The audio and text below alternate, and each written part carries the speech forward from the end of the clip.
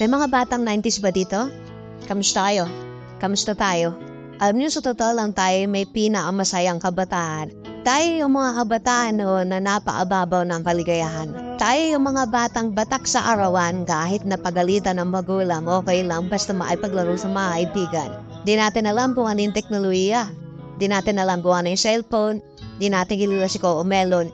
Kontento na tayo sa mga laruan natin at sa kung ano yung meron. Tayo yung mga batang halos maompleto natin lahat ng laruan sa Jollibee at McDo. Bumibili tayo ng tig-pipisong laruan baka sakaling may laruan dun sa loob.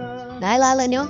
Yung mga panahon naghahanap pa tayo ng dadamba o saan-saan. Naghahanap tayo ng mga sahan ng puno para maipaglaro ng baril-barilan. Kukuha tayo ng gulong sa tabi-tabi tapos pagugulumin lang natin kung saan-saan. Mabibwisit tayo kapag hindi tayo pinayagan ng magulang natin maipaglaro sa mga kaibigan natin sa ulanan. Tayo yata yung mga huling batch ng mga bata na nakikipaglaro pa ng tago-taguan. Totoo lang, di ba? Real talk. Tayo yung mga simpleng batch ng mga bata.